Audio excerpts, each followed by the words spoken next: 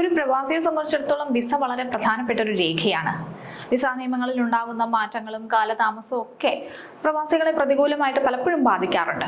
അപ്പോൾ വിസ നിയമങ്ങളിൽ ചെറിയ ചില മാറ്റങ്ങൾ വന്നിട്ടുണ്ട്. ഇപ്പോൾ അതെങ്ങനെയാണ് പ്രവാസികളെ ബാധിക്കുന്നതെന്നും അവർക്ക് അനുകൂലമായി മാറുന്ന ഘടകങ്ങൾ എന്തൊക്കെയാണെന്നും നമുക്കൊന്ന് നോക്കാം. യുഎഇയിലെ പ്രവാസികൾക്കും സന്ദർശകർക്കും ഏറെ ആശ്വാസം നൽകുന്ന രീതിയിലുള്ള വിസ പരിഷ്കാരങ്ങളാണ് ഇത്തവണ യുഎഇ നടപ്പിലാക്കിയിരിക്കുന്നത്. വിസ നടപടികൾ ലളിതമാക്കുക, സാമ്പത്തിക സുരക്ഷ ഉറപ്പാക്കുക എന്നിവ ലക്ഷ്യമിട്ടിട്ടാണ് ഈ പരിഷ്കാരങ്ങൾ കൊണ്ടുവന്നത്.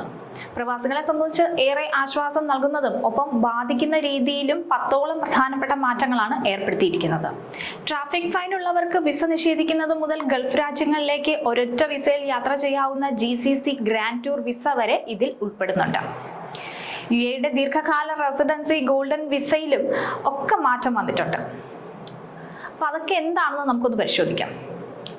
യോഗ്യരായ ആളുകൾക്ക് 10 വർഷത്തെ താമസ പെർമിറ്റ് നൽകുന്ന ഈ ഗോൾഡൻ വിസയിൽ ഇനി മുതൽ വിദേശത്ത് യാത്ര ചെയ്യുമ്പോൾ ലഭിക്കുന്ന ചില പ്രധാന കോൺസുലാർ സേവനങ്ങളും ആക്സസ് ചെയ്യാൻ സാധിക്കും.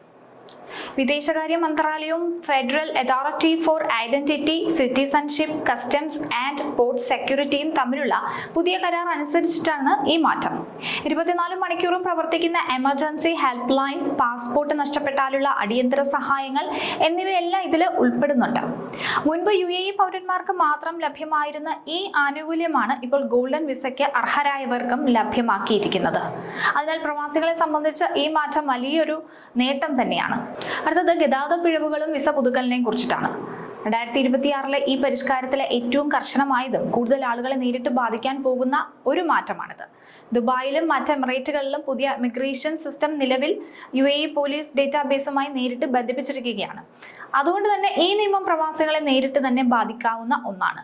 ഇനി സ്പോൺസർക്കോ കമ്പനിക്കോ അല്ലെങ്കിൽ അപേക്ഷകനോ എന്തെങ്കിലും തരത്തിൽ ട്രാഫിക് ഫൈനുകൾ അടയ്ക്കാനുണ്ടെങ്കിൽ അത് പൂർണ്ണമായും അടച്ചു തീർക്കാതെ ഒരിക്കലും വിസ പുതുക്കൽ നടപടികൾ പൂർത്തിയാക്കാൻ സാധിക്കില്ല.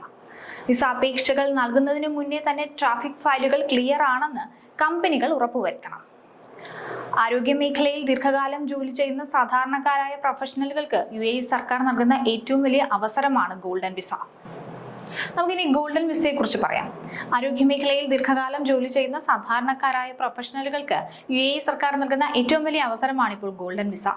ദുബായ് ഹെൽത്ത് മേഖലയിൽ 15 വർഷത്തിലധികം സേവനം പൂർത്തിയാക്കിയ നഴ്സുമാരെയും ഇപ്പോൾ ഗോൾഡൻ വിസ പ്രോഗ്രാമിലൂടെ അംഗീകരിച്ചിരിക്കുകയാണ്.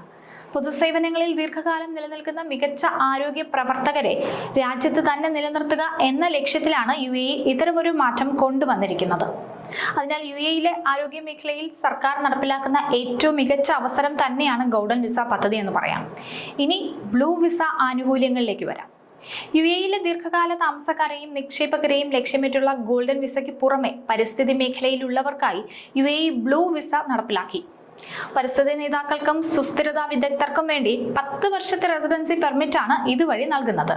ഗവേഷകർ, പരിസ്ഥിതി നിരീക്ഷകർ, അന്താരാഷ്ട്ര സംഘടനകളിലെ വിദഗ്ധർ എന്നിവർക്കാണ് ഈ ബ്ലൂ വിസ ലഭിക്കുക. ഇനി നമുക്ക് യുഎഇ വിദ്യാഭ്യാസ മേഖലയിൽ പ്രവർത്തിക്കുന്നവരുടെ ഒരു വിസ മാറ്റത്തെക്കുറിച്ചാണ്. അവർക്കും ഇപ്രാവശ്യം ആശ്വസിക്കാനുള്ള വകയുണ്ട്. അതായത് വിദ്യാഭ്യാസ ഗുണനിലവാരം ഉയർത്തുന്നതിനായി മികച്ച അധ്യാപകർക്കും സ്കൂൾ പ്രിൻസിപ്പൽമാർക്കും 10 വർഷത്തെ ഗോൾഡൻ വിസ നൽകാൻ തീരുമാനമായിട്ടുണ്ട്. സ്കൂളുകളിലെ മികച്ച അധ്യാപകരെ യുഎഇയിൽ തന്നെ നിലനിർത്തുക എന്നതാണ് ഇതിലൂടെ ലക്ഷ്യമിടുന്നത്. യുഎഇയുടെ വിസ പരിഷ്കാരങ്ങൾ ഏറെ ആശ്വാസം നൽകുന്ന ഒന്നു തന്നെയാണ്. ഏറ്റവും കഴിവുള്ളവരെ യുഎഇയിൽ തന്നെ നിലനിർത്തുക എന്നൊരു ലക്ഷ്യത്തിലൂടെയാണ് ഇത്തരം വിസ മാറ്റങ്ങളൊക്കെ ഇപ്പോൾ കൊണ്ടുവന്നിരിക്കുന്നത്. അതോടൊപ്പം തന്നെ ട്രാഫിക് ഫൈനുകളും മറ്റുമൊക്കെ അടച്ചു തീർക്കാത്തവർക്ക് വിസ പുതുക്കാൻ സാധിക്കില്ല എന്നൊരു കാര്യം കൂടിയുണ്ട്. അത് കുറച്ച് ആശങ്കയുള്ളതാണ്. അപ്പം ഏതെങ്കിലും രീതിയിലുള്ള പിഴകളോ മറ്റ് നിയമലംഘനവുമായി ബന്ധപ്പെട്ട കാര്യങ്ങളോ ഒക്കെ നിലനിൽക്കുന്നുണ്ടെങ്കിൽ അതെല്ലാം എത്രയും വേഗം ക്ലിയർ ചെയ്യേണ്ടതാണ്.